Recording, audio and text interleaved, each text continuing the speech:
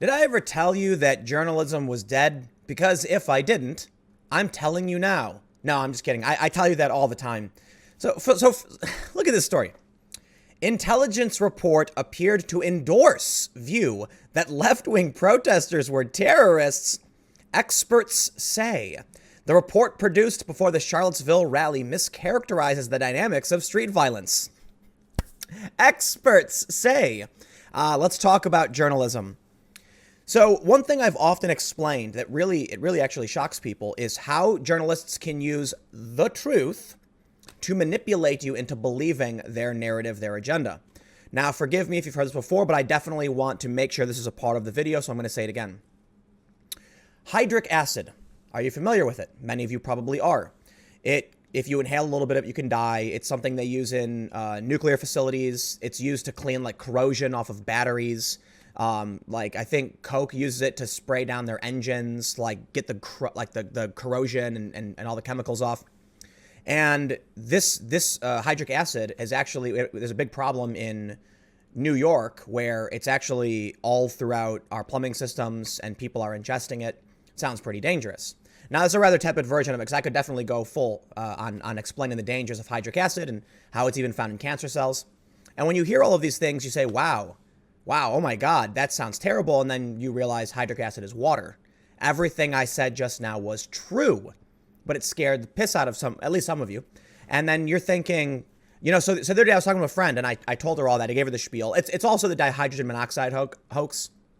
It's a point being made about how the truth can be manipulative.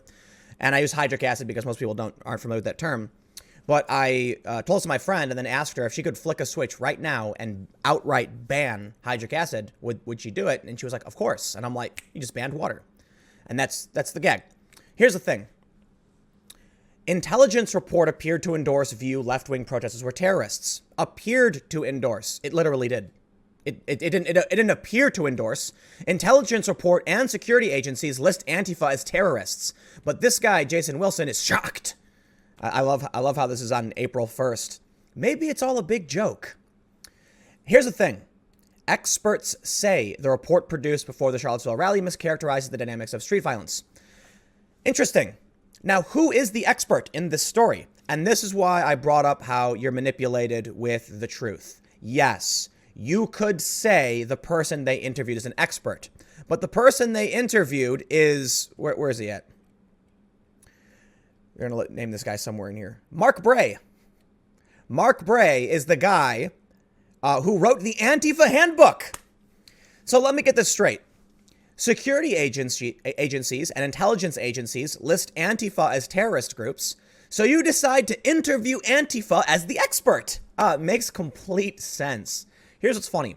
First of all, Antifa, look, there's a general idea of anti-fascism. That's a general concept. That is not terrorism. Like, everybody opposes fascism. Very few people in the world at this point are actually fascist, and the ones that are hiding it because they don't want anyone to know. Among the proper noun Antifa, you have people like this. These people show up with weapons. They show up together. They organize together. They're part of the same circle. This is not like a random person who decided to go protest against fascism, which would be general anti-fascism. These are people who have a loose knit of activist cells they follow. Some of them have brand names and sell merchandise, and they show up with weapons and they start fights. What was shocking to these people? Let's read a little bit of this. Excuse me.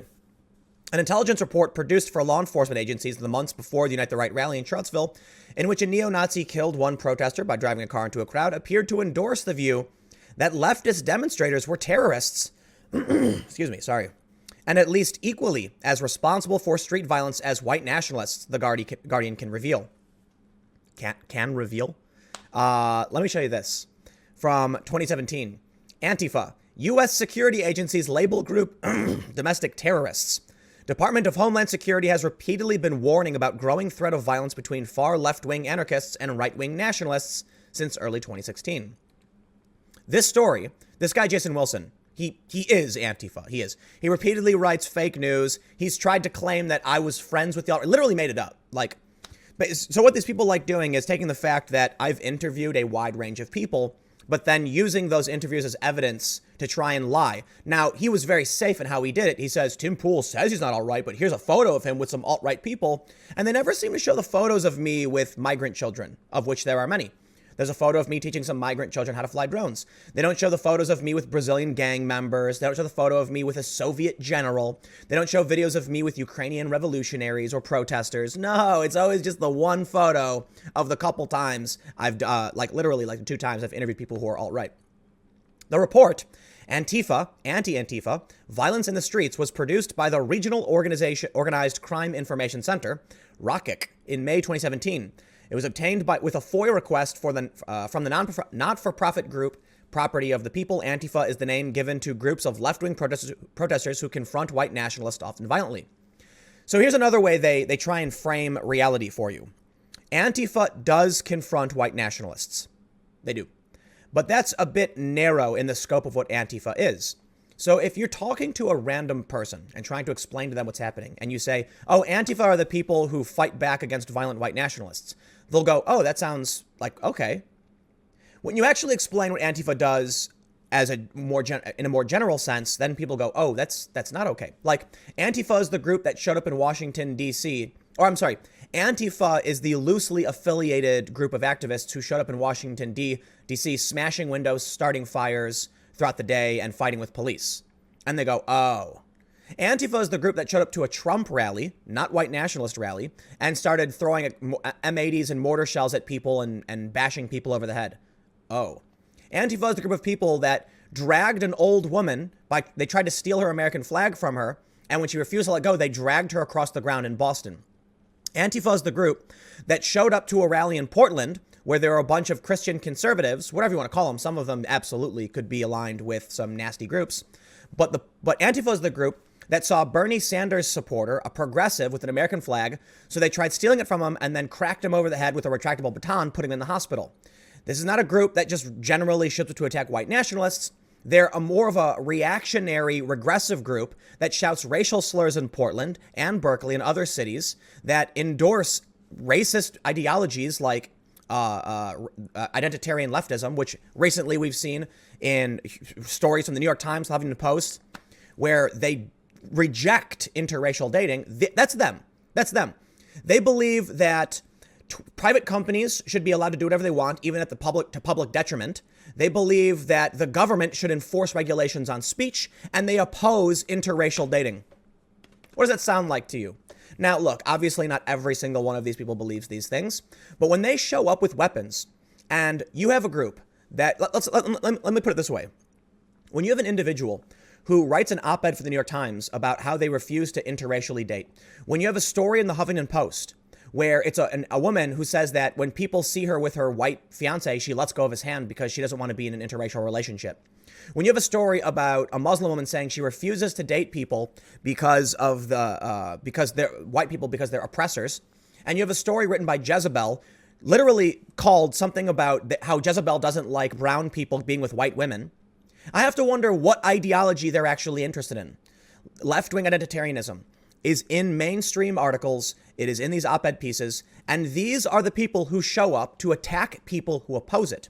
This guy, Jason Wilson, for instance, writes a story defending these people.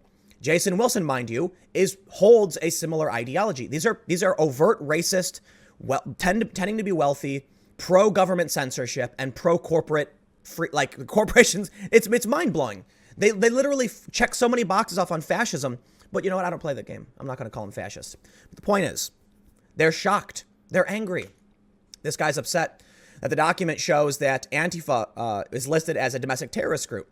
Now, one thing that's really interesting is that according to this intelligence report, somewhere it says that the right, the anti-Antifa group, is right-wing anarchists, which is absolutely not true because right-wing anarchists are like anarcho-capitalists and to a certain extent like libertarians. And these people typically follow the non-aggression principle. So they might show up to, so you may see them fighting. Absolutely. They show up to rallies and they're typically more defensive. Antifa shows up to rallies and tramples over barricades and starts hitting people. Now look, Unite the Right is a unique circumstance among the street battles that we've seen. And it was a gift. It was an absolute gift to the reactionary left and the fascistic left. Unite the Right had a ton of white nationalists and white supremacists, and even a guy carrying a Nazi flag. I don't care what your conspiracy theories about it. They were there. You even had one of these dudes pull out a pistol and shoot at one of these protesters. Protesters were fighting back too. But these were literally the worst of the worst fighting. And so when you talk about street battles, they can use this. This guy, Jason, can use Charlottesville as proof that Antifa fights white nationalists, ignoring the fact that in Boston, for instance, Vashiva, who's a conservative, I don't care if you like him or agree with him, but certainly not a Nazi, and they had 40,000 protesters show up thinking they were Nazis. One of the goals of people like Jason, I'm not saying he's doing this specifically, but one of the outcomes at least, is that when a run-of-the-mill conservative wants to hold an event and talk about something like, I don't know, maybe they're pro-life. Sure, you can disagree. You can think that's authoritarian and want to protest it, but it's far from being a Nazi. But then they can say, see, Antifa showed up because they're Nazis. It's circular logic. They can then start claiming that this person is a Nazi. You'll then see people like, articles like this will emerge. They'll say so-and-so is considered, alt-right. Then it pops on a Wikipedia, and then you find yourself in a circle of cytogenesis, where all of a sudden now news organizations start citing this other story, and it creates a big cycle, and then boom, on Wikipedia, proof. So-and-so becomes a neo-Nazi. So this guy does actually talk to some experts, like Michael German, a former FBI agent who infiltrated far-right groups in the 90s, and a fellow at the Brennan Center for Justice, said the report's framing was wrong, except, I'm sorry, the issue with Antifa is not whether or not they're confronting Charlottesville. I get it. I totally understand when you got a bunch of people marching around with tiki torches, chanting things about the Jews, and you show up to protest them. Oh, that I understand.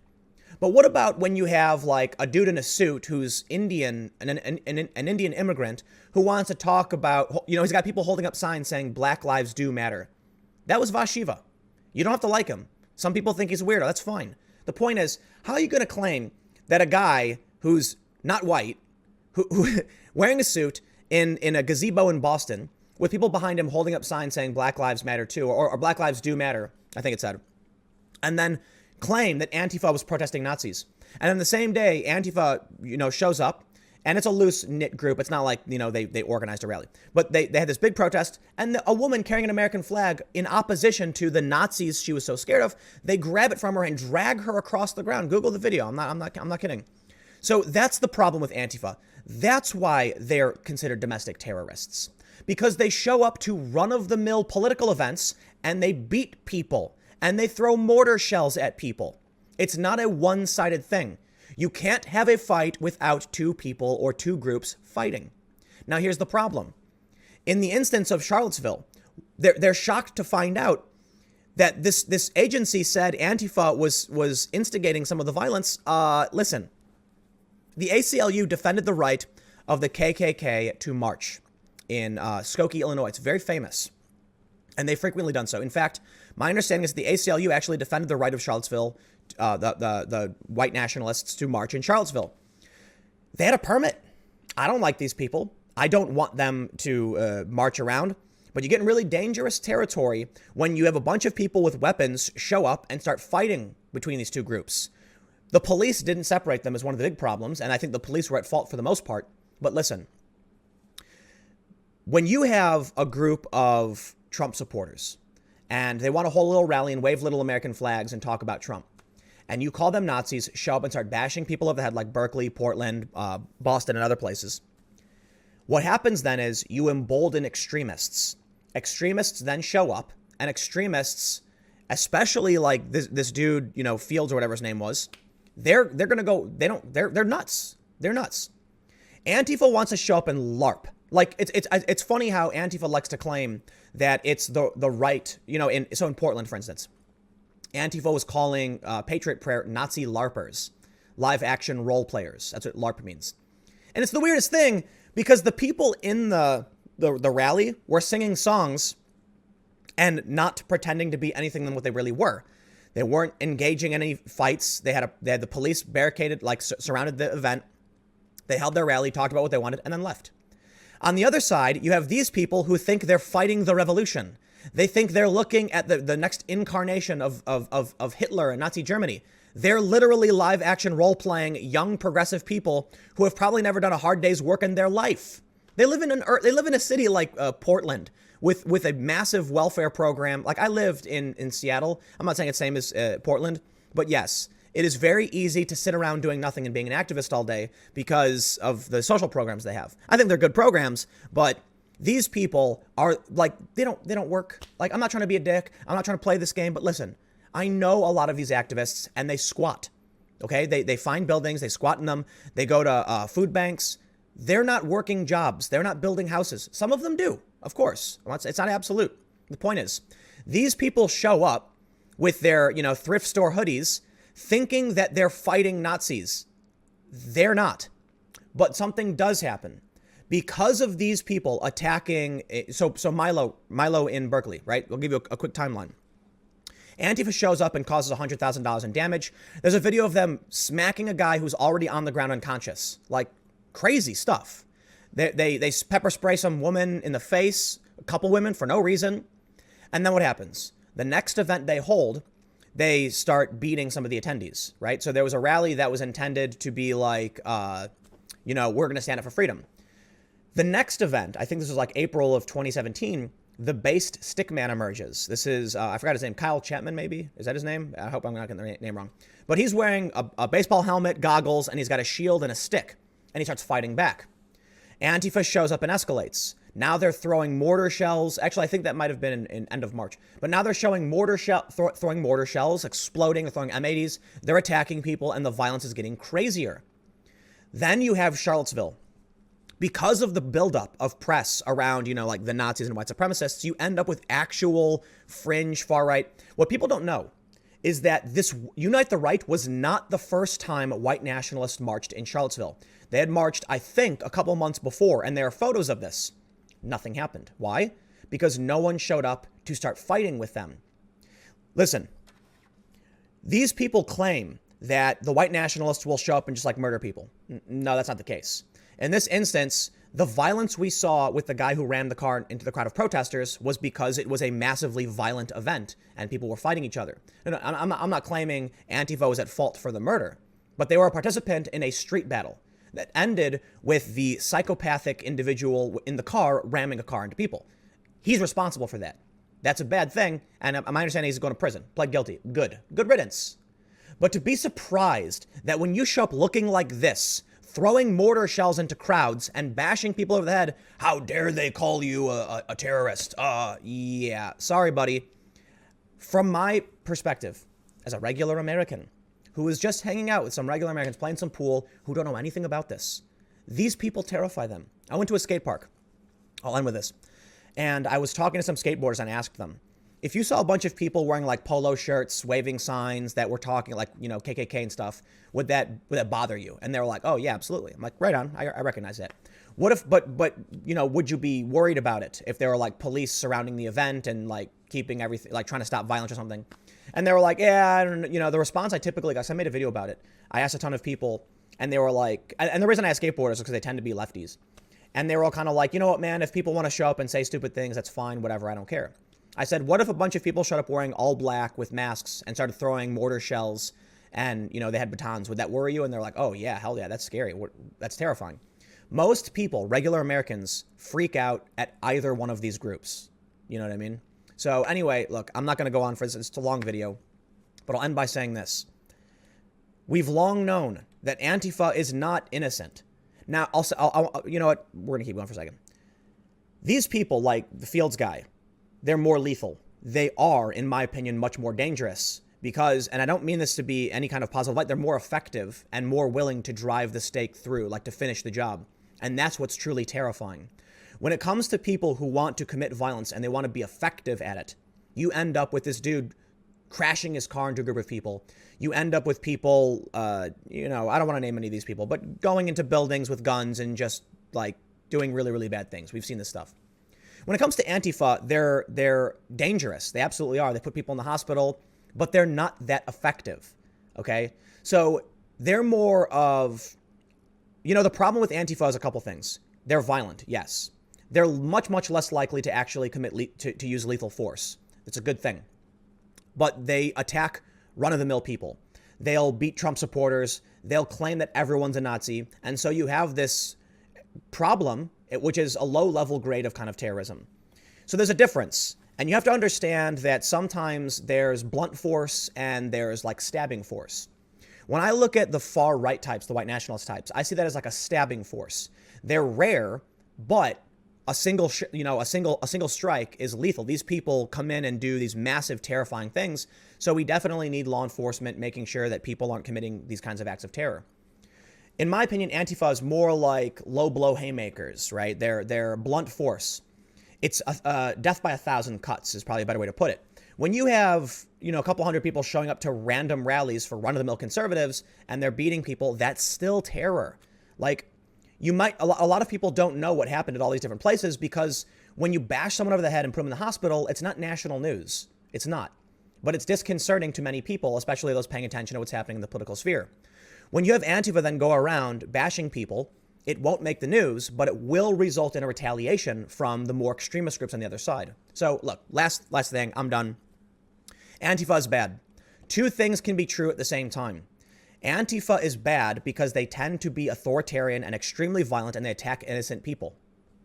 That's it. It doesn't mean they're the worst. It just means they're really bad. The people committing acts of murder in the name of white nationalism and all this terror, they're the worst. Plain and simple. Two things can be true at the same time. So I'll end with that, whatever. There you go. But the last thing, because I just keep going, the point I wanted to bring up in the beginning, and I'll just finally end, is that I can interview an Antifa professor and other people who hold a particular opinion and claim they're an expert or a professor, and then try and frame it how wrong it is.